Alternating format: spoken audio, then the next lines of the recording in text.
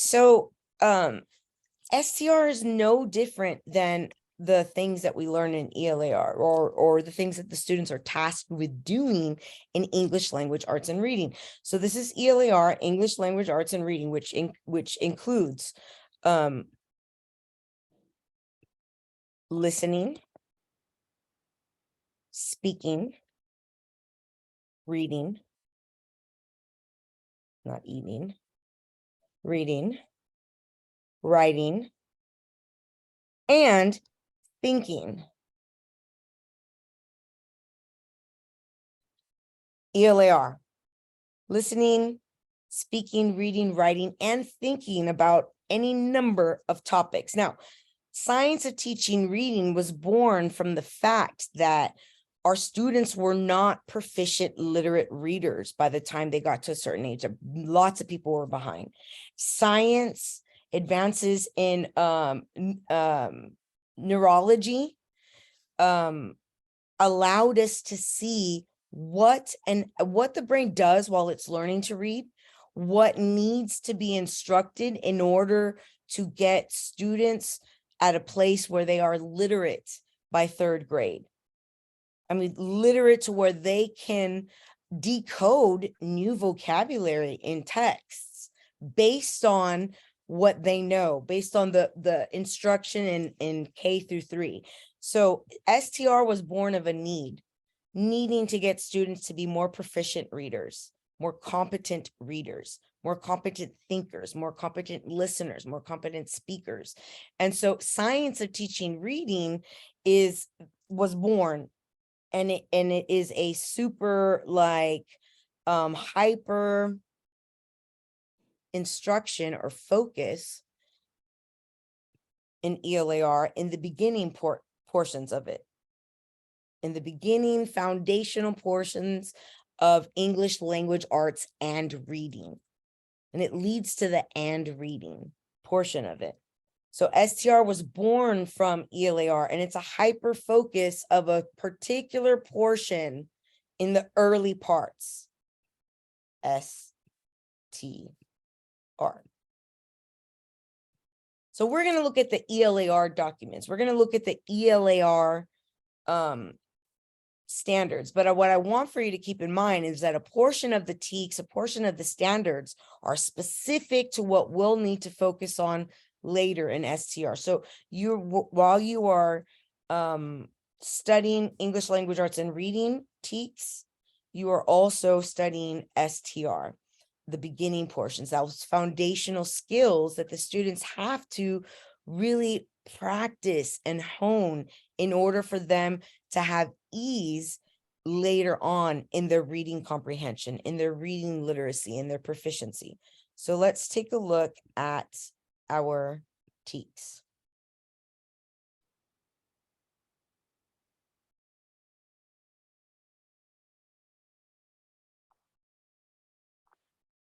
You should, and if you've watched my videos, you've seen me go over each of these paragraphs. And the reason I implore, beg, ask, plead, demand that you read through your TEKS with a fine-tooth comb. It's not enough for you to just read these documents. And it's one document, but it's several different grade levels. But it's the law. By law, the legislature decided that as citizens of Texas, we need these particular skills and knowledge to help benefit us all together as a community. They have goals in each of the content areas for what that content area is supposed to help the students learn as far as concept and knowledge, and what skills they should acquire while they're there, and all towards a goal: a literate Texas, a Texans with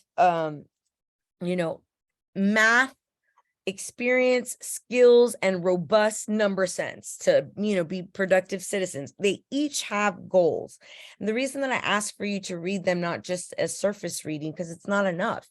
By law, you're required to be able to do these things with your students, teach them these knowledge concepts, and create activities to help them practice the skills that they have to acquire in your class. for us, English language arts and readings teachers, it's even more profound because we're really helping them. English language arts and reading is the basis. Oral language proficiency is the basis for school success. It look at paragraph 6. Oral language proficiency holds a pivotal role in success. If you have excellent listening and speaking skills, your vocabulary is very high when you enter kindergarten. You might not know how to read, but you can speak with the best of them, and you know what things mean and how to use them. Once you unlock the patterns, you're off. You're off to the races as far as knowledge, pre-existing knowledge from your oral language proficiency, your ability to be confident to ask questions and to articulate your particular needs, to listen to a message, maybe a teacher instruction, and identify, I didn't understand that. I didn't comprehend that. Let me articulate the parts specifically that I didn't understand. That all requires oral language proficiency. So their ability to listen and speak well, their depth and breadth of vocabulary, very important. And the way that we raise oral language proficiency is by talking, by having them listen to each other and speak to each other, by having them listen to us and speak to us about those ideas, practicing and playing in the language. So that means quiet classrooms are completely out, and a quiet classroom is not actively acquiring language, whether it be for a native English speaker that's in kindergarten or you're an ELL student that's in 4th grade. You will not acquire the language in a quiet classroom. It's not enough for the teacher just to speak during direct instruction and then everyone will be quiet with their worksheets. That's not going to help anybody acquire language. And so we need for them to have activities where obviously it's not just willy-nilly talking as you will, but really targeted discussions, questions, activities, think, pair, shares, turn to your partner, turn to your groups. Let's ask these questions and discuss them. Having them, utilizing the language that we are teaching and talking about in our texts in our class. So I want for you to go through each of these and do a close reading where you are practicing metacognition. Now, metacognition is only done with yourself. Meta is me, cognition is thinking. So metacognition is you thinking about your thinking. And we do it a lot if you're a reader, you'll do it a lot. If my head's not in it and I'm reading a book, even if I super enjoyed it and something's going on or my mind is somewhere else, I'll think to myself, what did I just read in that paragraph? I don't even know what that just said. Might read it a couple of times and then decide, you know what, this is not working. I'm going to come back to this book later. I know myself via metacognition that I am not comprehending that paragraph right now. And there might be external issues, stress, maybe I'm hungry, maybe I've been reading for too long and yeah, my brain's tired, many reasons why. But me checking on my understanding is a sign, okay, well, let me put a break in this point. You have to build this skill over time. And we, as especially English language arts and reading and STR teachers, have to practice this skill. What I'm asking you to do is, in fact, an activity in practice and metacognition. So I could assign you to read this. Both of you could read it and say, email me tomorrow and say, done, donezo, I read all of it, I read it. Just because you read it does not mean that you understand it. It does not mean that you internalized it and or learned it. And so metacognition is you seeing that I understand this and internalizing that knowledge. So like I said, paragraph 6 is about oral language proficiency, and I put it in my own words. So an activity in metacognition that we do very often in English language arts and reading all throughout, regardless of, grade level, is after each paragraph, sort of chunking the text and asking the students to draw pictures of what it was mostly about, if they're not yet at the super written stage, proficient in writing, or have them write a few words. What is this mostly about? And as they get older, obviously those things that they jot down in the margins are more fruitful, possibly more robust, but the activity is forcing your brain to ask itself, did I understand this? And not just did I understand it and just answering yes. The next step is, let me put it in my own words and make it smaller. that requires activity in the brain that is helping create your neurological pathway so that it internalizes it and you can retrieve this information later. Becomes yours. You're making it yourself, synthesizing it into your own words. And then that kinesthetic tactile activity of you writing it out, putting an example, possibly asking a question, or, you know, putting in your, what this is mostly about in a few words. You doing that tactile activity again adds to what is going on neurologically in your brain to make it accessible knowledge for you later on. As you become more proficient, not just I read it once and that's it, but I know what kindergartners need to get out of kindergarten. And as I'm reading the test, I can look at the scenario and say, this is an oral language proficiency question, or this is a genre question, because I know my TEKS that well and what the students need to get what they are required to get out of genre instruction, what they are required to do and get out of oral language proficiency practice and how best to bolster that. So the only two documents, again, that the test makers receive, that's Pearson, are the TEKS, Texas Essential Knowledge and Skills, which dictate what the students must learn and what they must be able to do at each grade level before they leave our class. Our standards dictate and they correlate, like they overlap so much. There's just like an extra section of pedagogy of the instruction, assessment, feedback, support portion of it. But typically it covers the same stuff, because what you need to know and what you need to be able to do is exactly what the students need to know and what they need to be able to do content-wise, with your added leg of instruction and assessment. How do I monitor the students in each of the different areas? How do I monitor them with oral language? What sort of things do I do in order to measure their growth and development in oral language proficiency?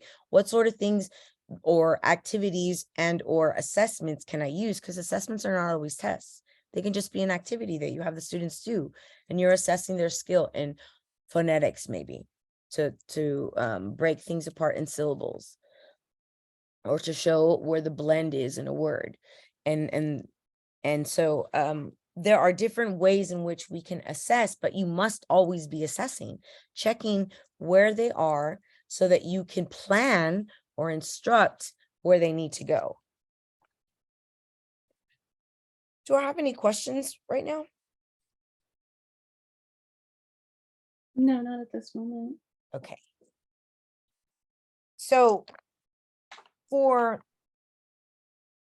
kindergartners, the bulk of what we're doing with kindergarten is oral, right?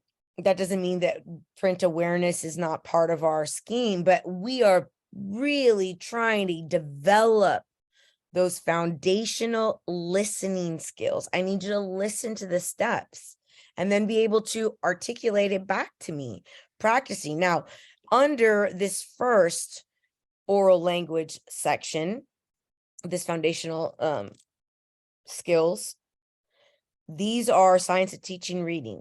We go more into depth, pay a super extra focus on that. Those listening skills, those ability to answer back in multiple word responses, practicing every day. Obviously, this is not going to be a 1 to 6 weeks. This is like every day you're doing it. And you might have several times a day where you're checking their understanding for this and testing them. And I say testing, but I mean giving them opportunities to show you that they can do it, right?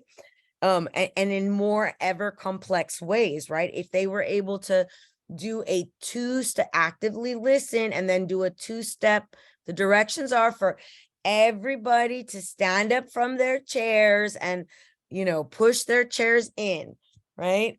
And watching to see if they are doing the 2-step process. Later, moving on where they have to discuss about what they had to do, or, you know, something even more complex, but giving them opportunities all throughout the day to listen actively, ask questions, and to restate things, share information, talk to their partners, work collaboratively, taking turns, which adds to like the social aspect, because we're socializing them the whole time. teaching them, like, we don't interrupt each other while someone's talking. Did you see Stephanie had her hand up and then you just jumped in and you said the correct answer? So when we see our friends have our hands up, we need to remember to put our hands up too if you know the answer. So that they understand cues, and like that is also a convention of language. I mean, pragmatics, the last portion of the study of language, right, that we take a look at, begin with the smallest phonology and the study of sounds, all the way to pragmatics and how speech, sort of societal has differences and nuances, and there are rules understood, and one of them is not interrupting. So taking turns when speaking, developing social communication, the basics, introducing oneself and saying hello or thank you, like, thank you, friend, for handing that to me, and having them respond back, you're welcome. And it seems it would, some people might think like, well, shouldn't their parents teach them that? Not everyone has the type of home life where their parent is actively modeling even speech.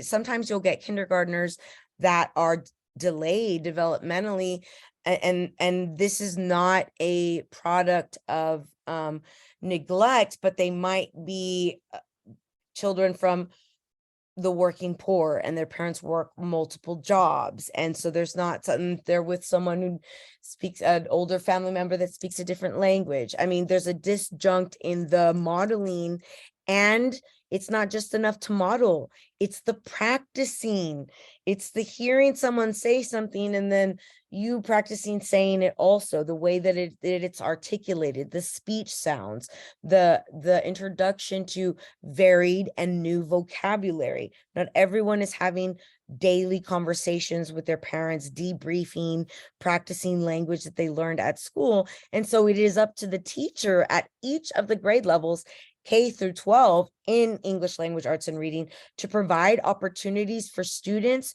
to hear new vocabulary words, to practice using them orally, listening, speaking for themselves. And as a pedagogical term, we have vertical alignment. And we can see vertical alignment is consistent in every and each content area. In English language arts and reading and science of teaching reading, we begin and we vertically align so that we can build on top. Kindergarten is foundational in the skills necessary for the students to be able to do the skills in first grade. So to building those skills for second grade, and each one a building block, scaffolding their skills until they reach this goal of a critically thinking, or oral language proficient, and literate TEXES. So they also, I should mention that each of these, they are listed as the state wants for you to introduce them. So they are skills, and you wouldn't just jump to blending phonemes to form one syllable words. You're going to start with sounds, right? The individual sounds of the letters, identifying and producing rhyming words, alliteration, individual words in a sentence. So you would begin here and not at the end. It is progressive, and then we continue to refine these skills, check for understanding as it gets more complex all the way through. And so looking at these, you can see, and I'm going to bring up what I had before, and we'll go back and forth, but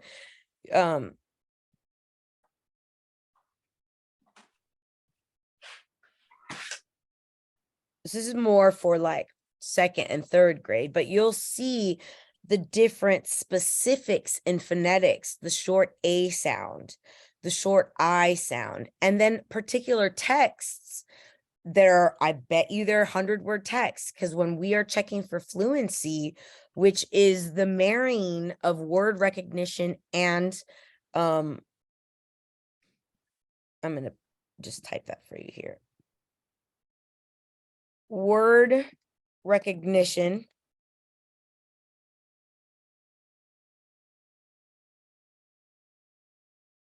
plus comprehension of what you're reading,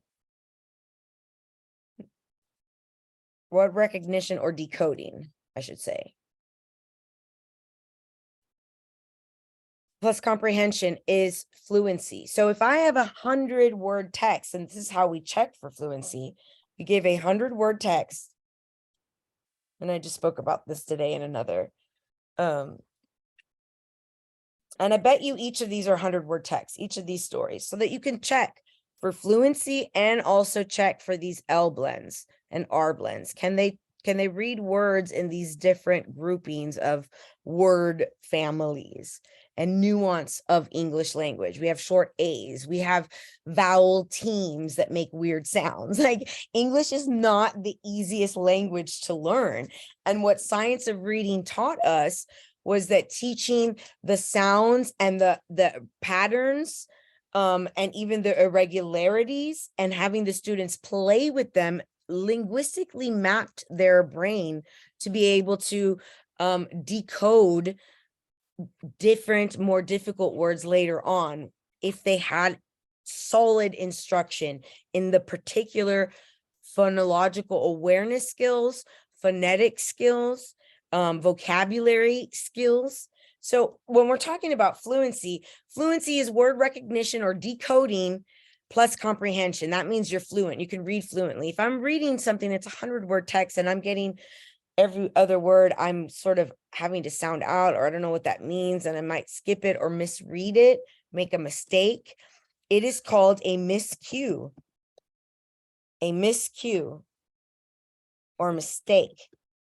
And as a reading teacher, an English language arts and a science of teaching reading teacher, when we are checking for fluency, which again, remember, fluency equals reading, word recognition and decoding plus comprehension. That's what fluency is.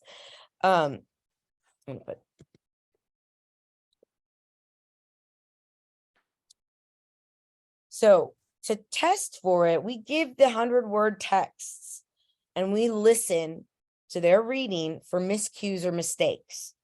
Now, this will let us know what their reading level is and what their ability to decode with that specific phonetic skill, and what we need to work on in our instruction, small group instruction.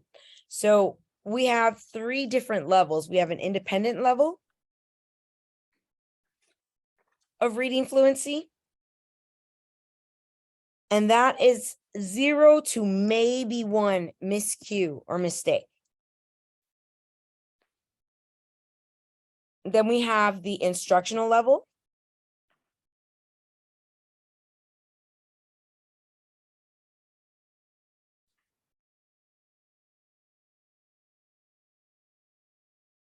And then you have the dreaded frustration level, a real thing because biology is biology, and the brain exists in flight or fights and peace sort of scenarios. And even with dealing with something with a text, the brain, after so much mistakes or disjarring of information, lack of comprehension, the brain will get into a frustration level and shut down, no longer trying to read. This frustration level is above the student's reading level. And so that is going to be 3 or more miscues, really, really detrimental to comprehension of the text if they're at that frustration level. That means redirection, reteach, supports in whatever particular area we were focusing on need to be given. And so we always are checking for understanding in these particular skills in the TEKS.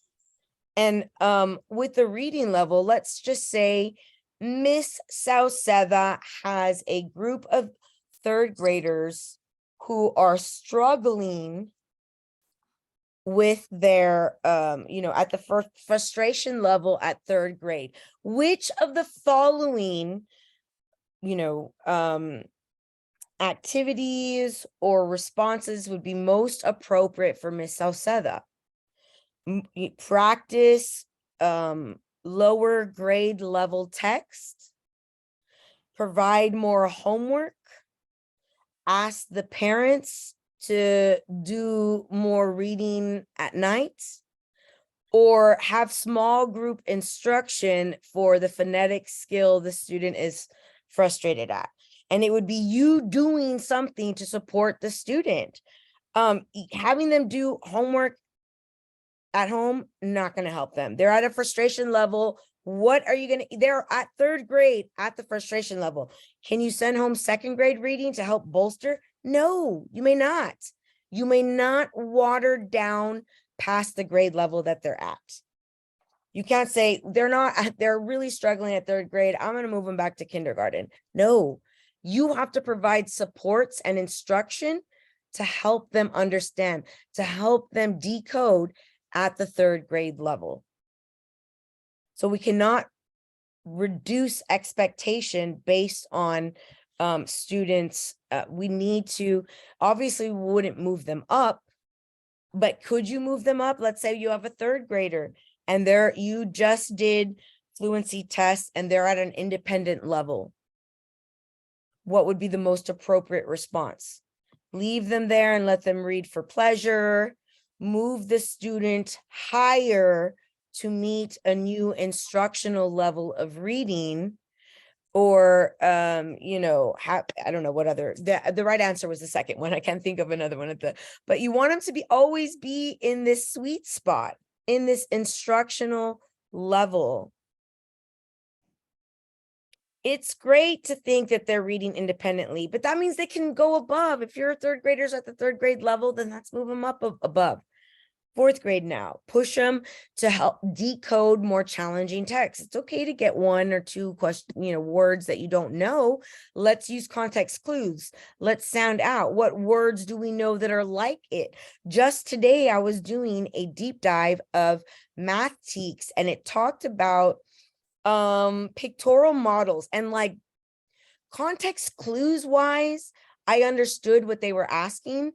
But as someone who is a teacher of teachers, I always say, if you cannot explicitly state what pictorial models are, and now I can because I looked it up, then you need to look it up. If you cannot explain to someone, a pictorial model is essentially a visual model in math that helps illustrate in pictures mathematical representations, right?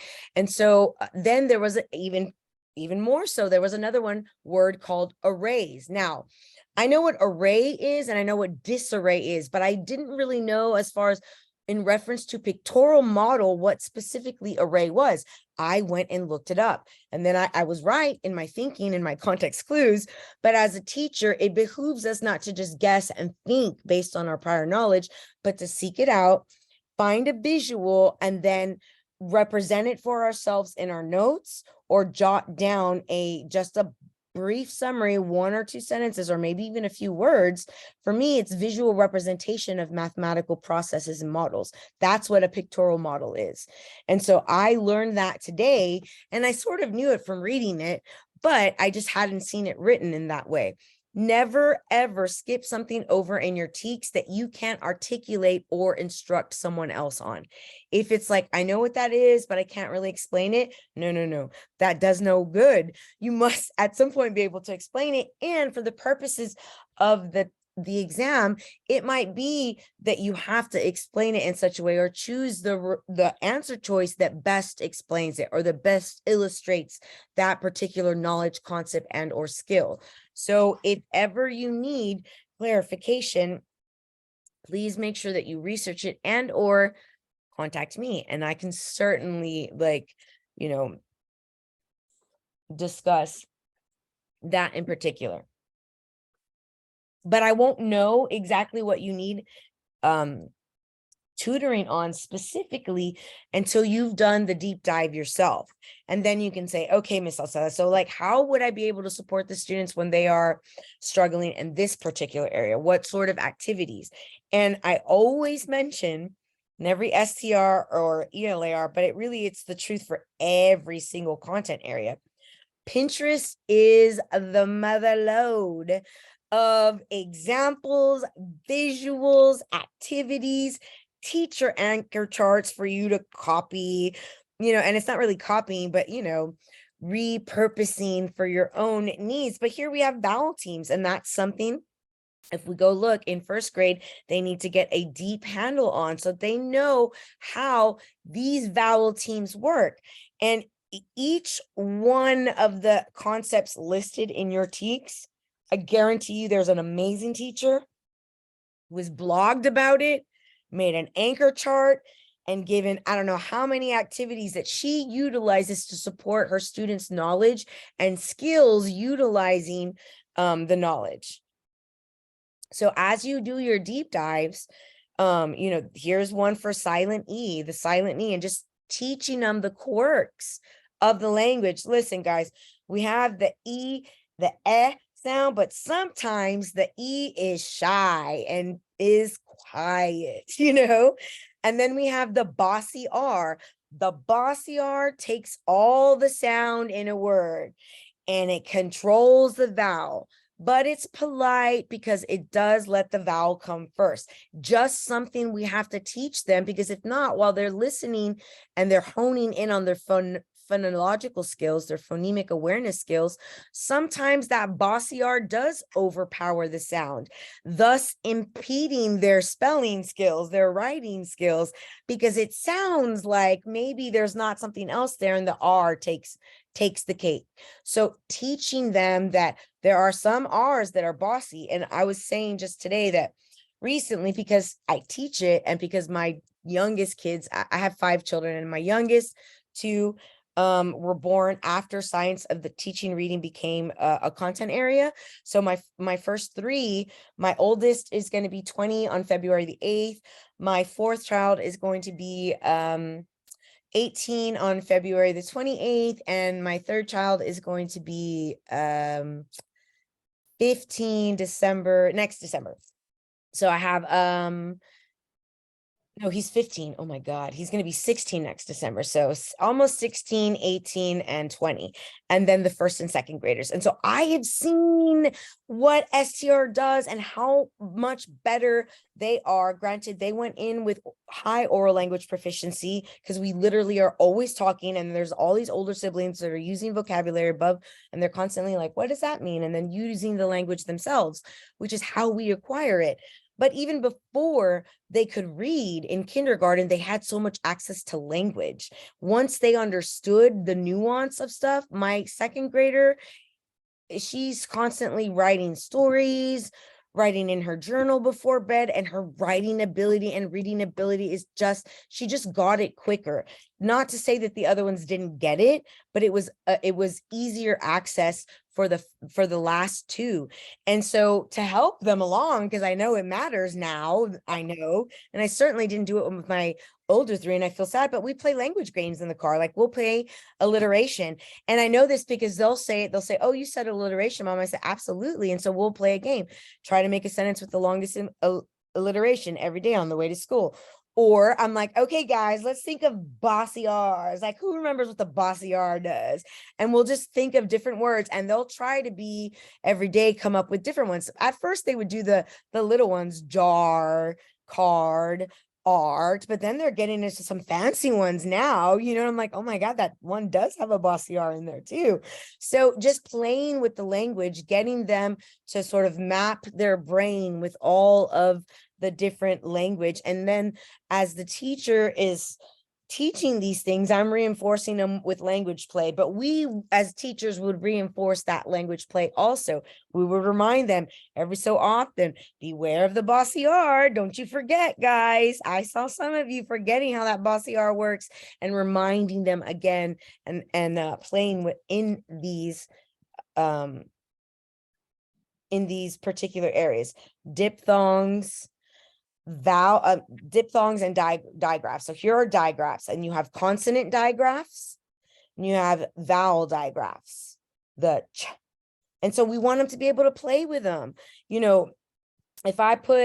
If I'm at some point when they get to first and second grade, we want them to be able to play with the words and know how to delete and substitute letters and sounds, and to get new words. So like playing with the different groups. If I had the word ship and I take out the sh sound and I add, and I just keep, or if I drop the S from the sh, what do I have left? And they're like hip. Or if I drop the sh sound and I put a t in the front at the onset, which is one of the words, onset rhyme. Onset is the consonant or consonant team that happens before the first vowel. So, and then the rhyme is everything after. So if I change it, it'll be tip. And what if I take out the T and the T sound and I put a N, N, nip. Okay, so now they're playing with the language and seeing how things can be spelled and reached with different parts of the word. So going back to our standards.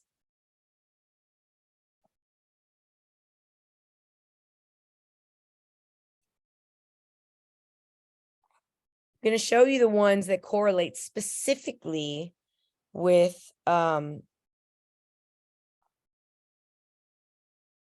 remember I said English language arts and reading and STR are one and the same. STR is just a deep dive over a certain portion. The portion that it deep dives is standard 1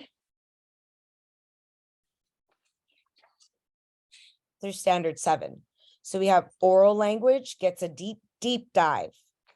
Skills, assessments, activities, phonological and phonemic awareness.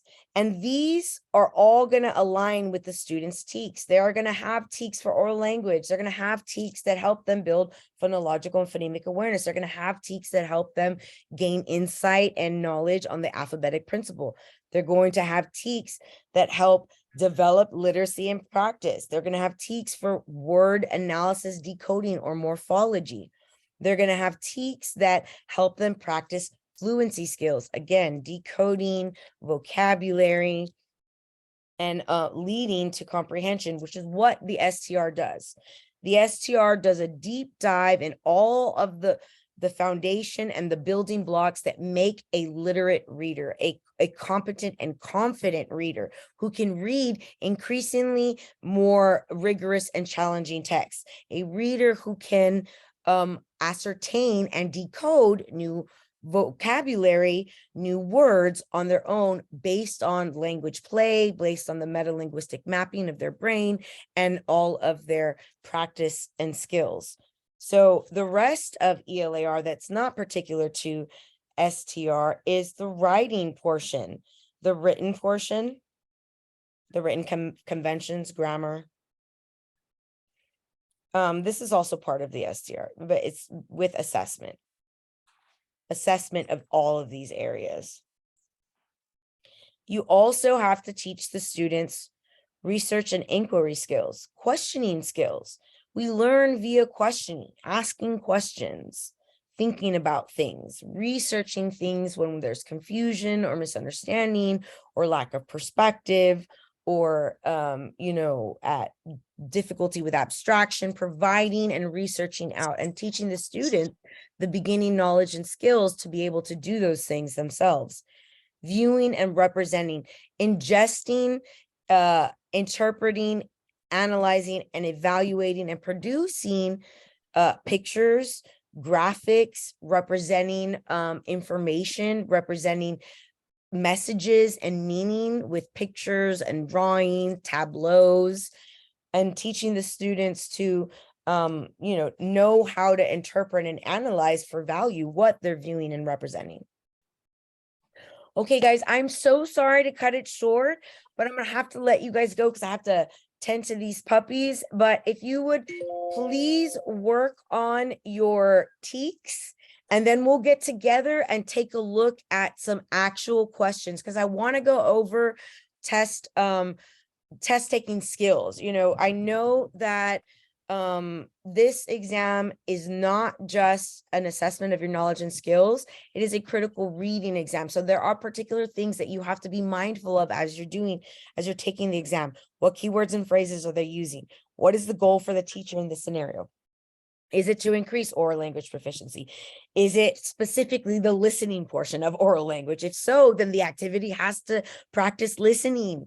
If they specifically said listening in their scenario. So being able to read and analyze scenarios and questions to ascertain what are they really looking for, because they say which is the most appropriate, which is the most beneficial, because they've given you more than one appropriate, more than one beneficial activity. One is better than the others based on the specifics of the detail, the age group, the grade level, their skill, their language proficiency, possibly their culture, what you've pre-taught, what the goal of the teacher in the scenario is, all of that taken into consideration to choose the one that's best for the scenario. And so I'd like to just point some of those out and go through, because invariably somebody in one of the classes will get one of the questions wrong as we're analyzing. And this is the best place to fall into the traps and to see, because it's like math. When you're learning, you're like, oh yeah, once you figure out what you did and the mistake you made, very rare you'll do it again. So going through those sort of potholes in the road that they set up for you, those little sand traps, so that you know what to look for and you know which is best, which is most appropriate based on what they've laid out for you in the scenarios. How does that sound, ladies? Perfect. Excellent. So y'all work on that, and then we'll get together next week. You can show me what you worked on. You don't have to do all of it to sign up for another session. If you have questions between now and then, certainly don't hesitate to reach out, and I'll see you guys again soon. Sounds great. Thank you. Thank Yes, you. thank you so much, and y'all have a beautiful rest of your day. Thank you. You too. Okay, bye-bye. Bye-bye.